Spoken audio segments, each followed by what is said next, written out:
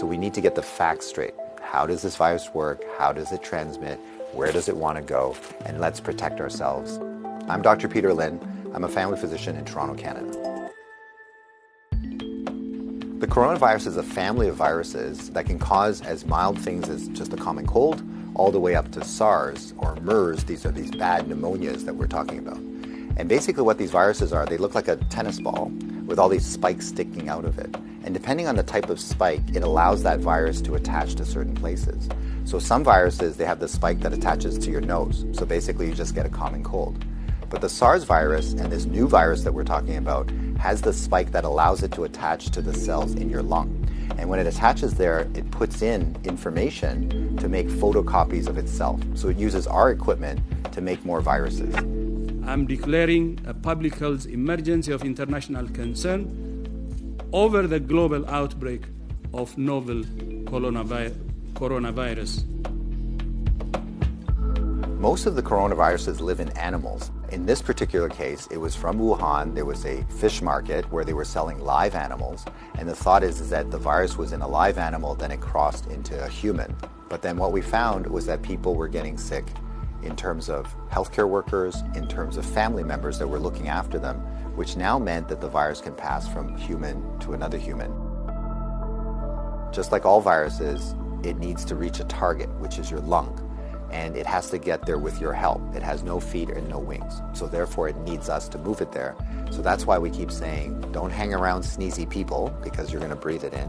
And don't touch your face because that's how the virus is going to get in. The masks are helpful, but they're not necessary because they're leaky. The ones that you and I buy basically have pockets here, so therefore the virus can get in. What the masks really do is they stop us from touching our face. If you're sick, we tend to mask you, so therefore you're not spewing out the viruses to other people sitting around you.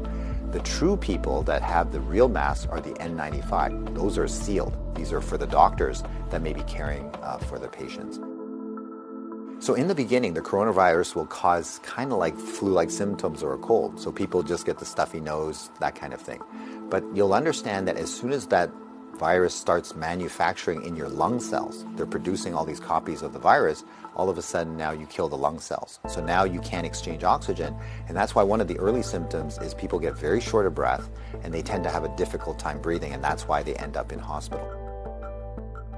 So currently, unfortunately, we don't have a direct treatment for the coronavirus. So we don't have a medication that can kill it off. And so it's really supportive. So in other words, the patient can't breathe, we give them oxygen, help them to breathe.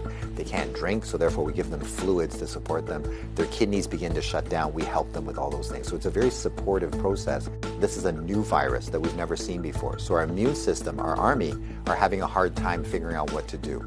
So usually what we have to do is we make something called antibodies. So these are things that can grab onto the spikes that we see on the virus, and it will get rid of the virus for you, and that will actually bring you back to good health. So therefore the elderly may have a worse outcome, and of course the young children. So the babies, their immune system is not so good either, so they may not make those antibodies as well. So just remember, your hands may be with virus. Virus cannot hurt you because it can't get through the skin, but the moment I do this, now I've brought the virus right to where it wants to go. So let's remember not to touch our hands to our face. So let's say you think that you might have been on a plane or you might have bumped into somebody that has it. What should you do? So the first thing is to contact a healthcare worker to tell them that potentially you have it. If you're feeling symptoms and you're going to go into a facility, call ahead. Okay, so whether you're calling the paramedics or whether you're calling the hospital or your doctor, just mention that you were on a flight. If you don't have any symptoms, then what we do is a little bit of a self-quarantine.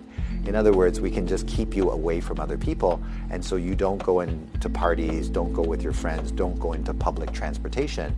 So we can contain it very easily by making sure that you do a self-confinement, so to speak. For the, let's say, 7 to 14 days is the longest incubation time. So after that, if you're feeling well, then you don't have anything to worry about.